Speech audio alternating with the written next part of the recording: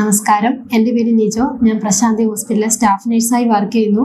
ഇന്ന് ഞാൻ നിങ്ങളോട് സംസാരിക്കാൻ പോകുന്നത് പ്രീമച്യൂർ ബേബി കെയർ അഥവാ മാസം തികയാതെ ജനിക്കുന്ന കുഞ്ഞുങ്ങളുടെ പരിചരണത്തെക്കുറിച്ചാണ്.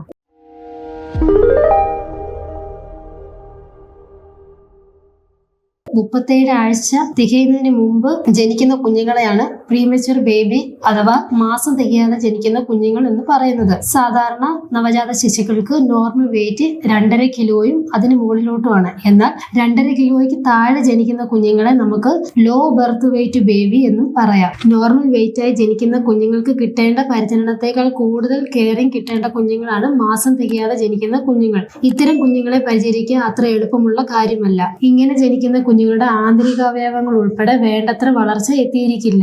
ആയതിനാൽ അവരുടെ എല്ലാ കാര്യത്തിലും പ്രത്യേക ശ്രദ്ധ പുലർത്തേണ്ടത് വളരെ അത്യാവശ്യമാണ്. ഗർഭകാലത്ത് അമ്മമാരിൽ കാണുന്ന diabetes, hypertension, infection, multiple pregnancy, anti preterm haemorrhage, സെർവിക്സിന്റെ ലെങ്ത് കുറവ് മുതലായ കാരണങ്ങൾ കൊണ്ട് പ്രീറ്റേം ഡെലിവറി നടക്കുകയും തന്മൂലം കുഞ്ഞുങ്ങൾ വെയിറ്റ് ഇല്ലാതെ ജനിക്കുകയും ചെയ്യുന്നു. ഇനി നമുക്ക് ഇത്തരം കുഞ്ഞുങ്ങൾക്ക് കൊടുക്കേണ്ട പരിചരണത്തെ കുറിച്ച് നോക്കാം. ഇങ്ങനെ ജനിക്കുന്ന കുഞ്ഞുങ്ങൾക്ക് ഇമ്മ്യൂണിറ്റി പവർ തീരെ കുറവായതിനാൽ പെട്ടെന്ന് ഇൻഫെക്ഷൻ ഉണ്ടാവാനുള്ള സാധ്യതയുണ്ട്. ആയതിനാൽ കുഞ്ഞിനെ എടുക്കുന്നതിന് മുൻപും ശേഷവും കൈകൾ വൃത്തിയായി സൂക്ഷിക്കുക. കുഞ്ഞിന്റെ ബോട്ടിൽ ഫീഡ് ചെയ്യുന്ന കാര്യങ്ങളെല്ലാം നന്നായി വൃത്തിയായി സൂക്ഷിക്കുക. ബോട്ടിൽ തിളപ്പിച്ച വെള്ളത്തിലിട്ട് കഴുകി വൃത്തിയായി സൂക്ഷിക്കുക. നനഞ്ഞ തുണികൾ കൃത്യമായി മാറ്റുക. കുഞ്ഞിന്റെ ടെമ്പറേച്ചർ മെയിൻറ്റെയിൻ ചെയ്യേണ്ടത് അത്യാവശ്യമാണ്. അതിനാൽ കുഞ്ഞിനെ വൃത്തിയുള്ള തുണികളിൽ പൊതിഞ്ഞ് സൂക്ഷിക്കുക. കൈകളിലും കാലുകളിലും സോക്സ് ധരിക്കുക. നല്ല ചൂട് കിട്ടുക വഴി കുഞ്ഞിന് വെയിറ്റ് വർദ്ധിക്കുന്നു. കുഞ്ഞിന് ആരോഗ്യകരമായ ഭാരം ഉണ്ടാകാനും നല്ല ചൂട് കിട്ടുവാനും അമ്മയുടെയോ അച്ഛൻ്റെയോ നെഞ്ചോട് ചേർത്ത് കിടത്തുന്ന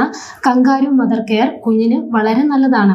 അതുപോലെ തന്നെ കുഞ്ഞുങ്ങളുടെ നല്ല ആരോഗ്യത്തിന് സന്ദർശകരെ ഒഴിവാക്കുന്നതാണ് നല്ലത്. പ്രത്യേകിച്ച് അസുഖമുള്ള ആളുകളെ. പുറത്തുനിന്ന് വരുന്നവർ കൊണ്ടുവരുന്ന രോഗങ്ങളെല്ലാം ചെറിയ കുഞ്ഞുങ്ങൾക്ക് പ്രതിരോധിക്കാനാകില്ല. കുഞ്ഞിന്റെ വളർച്ചയ്ക്കും ബുദ്ധിവികാസത്തിനും ആവശ്യമായ പോഷകങ്ങളുടെ കലവറയാണ് മുലപ്പാൽ. കുഞ്ഞിന് ഭാരം കുറവായതിനാൽ കുഞ്ഞുങ്ങളെ ആരോഗ്യത്തിലേക്ക് തിരിച്ചു കൊണ്ടുവരാൻ മുലപ്പാൽ സഹായിക്കുന്നു. 2 മണിക്കൂർ ഇടവിട്ട് കുഞ്ഞിന് മുലപ്പാൽ നൽകുക. ഇത് കുഞ്ഞിന്റെ രക്തത്തിലെ പഞ്ചസാരയുടെ അളവ് താഴാതെ സൂക്ഷിക്കുന്നു. പെട്ടെന്ന് വെയിറ്റ് വെക്കുവാനും സഹായിക്കുന്നു. എന്നാൽ ചില കുഞ്ഞുങ്ങൾക്ക് പാല് വലിച്ചു കുടിക്കാനുള്ള മെച്യൂരിറ്റി ഉണ്ടായിരിക്കില്ല. അതുപോലുള്ള കുഞ്ഞുങ്ങൾക്ക് പാലട പോലുള്ള ഫീഡിംഗ് നമുക്ക് ചെയ്യാവുന്നതാണ്. ഫോർമുല മിൽക്കിനേക്കാൾ മുലപ്പാൽ പെട്ടെന്ന് ദഹിക്കുന്നു. പ്രശ്നങ്ങളും അസുഖങ്ങളും നേരത്തെ തന്നെ തിരിച്ചറിഞ്ഞ് ഡോക്ടറിന്റെ സഹായം നേടുകയും വേണം. തുടർ ചികിത്സകൾ ഒഴിവാക്കരുത്. പ്രതിരോധ കുത്തിവയ്പ്പുകൾ എടുക്കാൻ മടി കാണിക്കുകയും ചെയ്യരുത്. സാധാരണയായി ജനിക്കുന്ന കുഞ്ഞുങ്ങളുടെ അത്ര വലിപ്പമോ ശരീരത്തിന് ഷേപ്പോ ഭാരം കുറഞ്ഞ് ജനിക്കുന്ന കുഞ്ഞുങ്ങൾക്ക് ഉണ്ടാകണമെന്നില്ല. സമയത്തിന് മുൻപ് ജനിച്ച കുഞ്ഞുങ്ങളോട് കൂടുതൽ സംസാരിച്ചും പാട്ടുകൾ പാടി കേൾപ്പിച്ചും വിവിധ ശബ്ദങ്ങൾ കേൾപ്പിച്ചും